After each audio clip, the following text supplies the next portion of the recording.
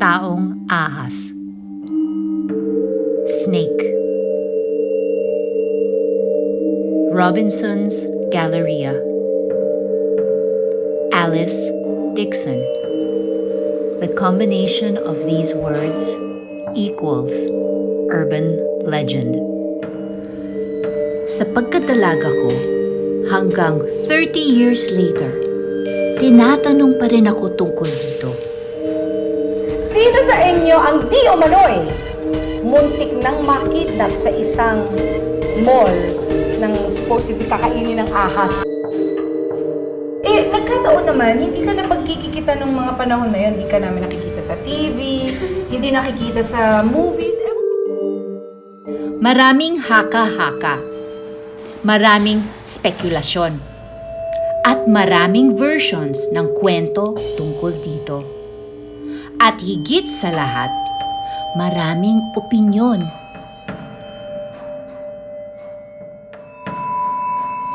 Remember the Alice Dixon, Robinson Smith? What if I tell you it's all true? Hindi ko alam eh. Sabi nila rumors lang yun. Feeling ko pa rin totoo. I think a rival mall planted that story to get the people out of Robinsons because Robinsons was super popular in the 80s. Snake Man of Alice Dixon. I think it's true. Kasi dati ko na balita po. Matagal ka ba nag-work dito?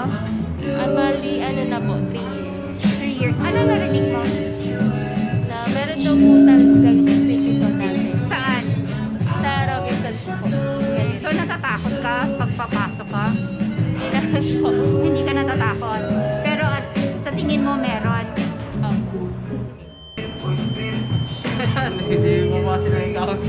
Hindi mo na-encounter? Totoo ba yung Robinson's Galleria na Snake Man? Hindi naman ako naniniwala din mo. Bakit? Baka ano lang, panira lang. Panira lang. So wala ka naririnig sa gabi? Wala naman. Sa mga naririnig ko, ma'am, parang ano po, parang naniniwala na parang hindi naman kasi sobrang imposible naman. May narinig ka bang kalampag dito? Nag-work ka ba dito sa gabi? Ay, hindi po, ma'am. Pang-araw lang? Opo. Okay. So hindi ka natatakot? O natatakot? Pag naiisip ko po yung ganong kwento, syempre nakakatakot po. Pero kung hindi naman siya maririnig, hindi naman po. Pumapasok ka ba sa department store? Yes po, ma'am. Pumapasok ka sa dressing room ng department store? Ayon sa kwento-kwento, noong 1980s ay naging usap-usapan ang isang malaking issue na kinasangkutan ni Alice Dixon kung saan ayon sa aktres ay muntik na siyang mabiktima ng isang halimaw. Ito raw ay isang taong ahas kung saan ang kalahating bahagi ng itaas na katawan nito ay tao at ang kalahating parte ng katawan nito pababa ay ahas. Sabi sa usap, ito daw ay kakambal ni Robina Gokongwei. Unang usap-usapan dito na ang nagdadala raw ng swerte sa kanilang pamilya ay ang kakambal ni Robina Gokongwei na sinasabi na nangingitlog daw ng ginto. Kaya ayun daw ang dahilan na nagdadala ng kayamanan sa kanilang pamilya. Ayon nga sa mga Chinese, ang ahas raw ay nakakapagbigay ng swerte sa kanila, lalong-lalo na kapag sa negosyo. Makalipas ang taon, patuloy rin ang paglaki ng taong ahas na ito. At isa rin sa problema nito ay ang espasyo, hindi na sapat sa kanilang bahay. Kaya naman, plinano ng pamilyang Gokongwei na magtayo ng isang malaking mall na may malaking chamber para naman maging tahanan ng taong ahas. Sabi sa kwento, ang mga fitting room o bihisan ay may mga nakatagong kamera sa likod upang makita kung matitipuhan ba ito ng taong ahas. Napag-alaman na ang taong ahas daw ay mahilig raw sa mga magagandang babae. Gayunpaman ay madami siyang nagugustuhan na nagsusukat ng damit sa mga fitting room. Sa kadahilanan na ang sikat na aktres na si Miss Alice Dixon ay napag-alaman na nabiktima ng taong ahas. Pumunta siya sa fitting room o bihisan upang magsukat-sukat ng mga damit Subalit parang may pakiramdam daw siya na parang may nakatingin sa kanya. Siya ay biglang nahulog sa baba papunta sa tinatawag nilang secret room. Pero ayon pa rin sa kwento, nakatakbo si Alice sa underground corridor at nakahanap ng lagusan palabas sa isang hotel na malapit sa Robinson's Galleria. Napabalitang binayaran si Alice Dixon ng pamilya Gokongwei ng 850 million pesos upang wag na itong magsalita patungkol sa kanyang nalalaman sa taong ahas. At dahil nga daw siya ay nabayaran na, kaya ito ay biglang nawala sa showbiz at lumipad papuntang Canada, baon ang misteryo ng taong ahas.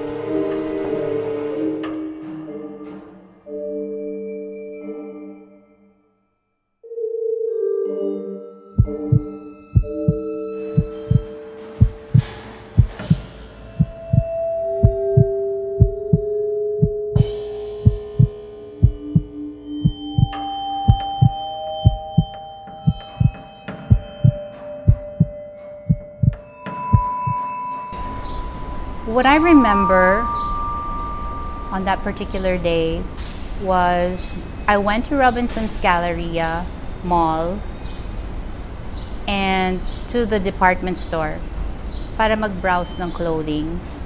It wasn't a special day. In fact, it was like any ordinary day. At pagkatapos kong mamili ng mga damit na gusto ko, inassist ako ng isang sales lady and she directed me to the dressing room.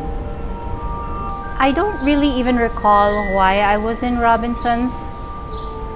Kasi sa totoo lang nabibilang sa isang kamay yung ilang beses ako nakarating sa mall nung time na yon. Then somebody close to me and even a couple of fans said or reminded me that the incident actually took place when I was there on a movie shoot. I remember it actually being night.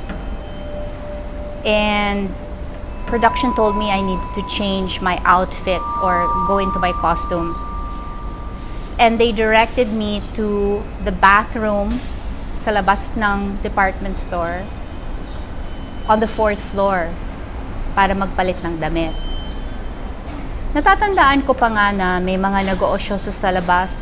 And for some reason, as I was inside the bathroom, I said, "Tuklaw, tuklaw." Now, I don't really know kung bakit ko yun ginawa. Siguro kasi I was just being funny. I was trying to get a laugh sa mga kasamahan ko. I was just being young and silly. And also because yung time na yon, yung kasamahan ko sa pelikulang Jezebel na si Richard Gomez, he had a movie that came out called Tuklaw. At uso yan noon. A few days later, lumabas yung balita or gossip na kinagat ako or kinain ako ng malaking sawa sa loob ng mall. Lumabas pa ito sa headline ng tabloids and news. And one day or one morning after, my secretary told me na tumawag ang Robinson's representative. Gusto ako kausapin. But I believe siguro they wanted to ask me if I had made these comments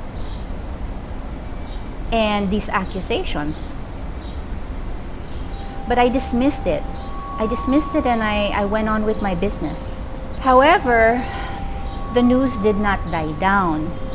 In fact, even months after, pag nakakausap ko yung mga Chinese, Filipino friends ko, they were saying na totoo nga, merong offspring na snake, na half snake ang Gokongwei. And of course, this was usap-usapan lang, right? Wala namang pruweba to this. This is where I believe the rumor started to build. And I also hypothesize that meron kasing mass communication curriculum ang isang school, that it had a particular project to disseminate information to see how far, how convoluted, and how long information could spread. And I believe they used this story. I know because mass communication graduate din ako, and we studied these kinds of case studies. Yan. My other theory is that my silence created a snowball. Ibig sabihin, perhaps my silence was a contributing factor sa paglaki ng rumor na ito. But in my defense, even before, kahit ngayon, pag merong hindi totoong rumor, if there's something false that's circulating, naniniwala ako na hindi ko kailangan patulan. I don't have to be defensive about it. Kaya that was one of my reasons why hindi ako nagkomento noon. And I really didn't feel the need to talk about it or defend myself. In fact, nakalimutan ko all about it until recently. One of my close family friends, meron kaming usapan that after a certain point or pagdating ng certain time, that I would actually reveal my story. Hindi naman revelation, pero to tell my story. So, this is the time. This is the time that I want to set things straight. I know a lot of you are going to be saying, ay, ano ba naman yan? Denial na naman. But the truth of the matter is, a denial is something that you say if something is actually true. You deny something that is true. But I'm not denying anything, because what I'm saying is that nothing really happened. Nothing really happened in the way that the urban legend or the myth dictates. Kunwari, hindi naman ako nahulog sa trapdoor. Hindi naman ako tumakbo sa corridor palabas ng, papuntang hotel. Hindi din naman ako nabayaran ng 850 million at hindi rin nangyari yung nakat yung pagsasalita ko sa isang TV show when I was trying to explain myself. Those things are all not true. The last possible theory is that it is the truth. Right? Pero kaya ba maraming naniniwala because it's just a well-hidden secret? Kung totoo nga, bakit walang nag-step forward? Like there's no security guard, there's no maid, there's no close friend, there's nobody who's actually witnessed this aside from this urban legend. There's nobody to corroborate this myth. Diba? Wala. It was rumored a few years ago na namatay ang taong ahas sa mall. Lumabas pa nga ito sa YouTube and sa balita. Pero hindi natin ma-disprove yan or proof. However, kinontak ako ng Robinson's Galleria shortly after to participate in their digital ad campaign. Now, is this a coincidence? Well, kayo na lang po ang bahala mag-decide kung anong paniniwalaan nyo. If it is or if it's not. Basta, sinabi ko na sa inyo yung truth ko. I told you what happened. And hopefully, this is the first and last time I'm gonna need to explain myself or say anything about it.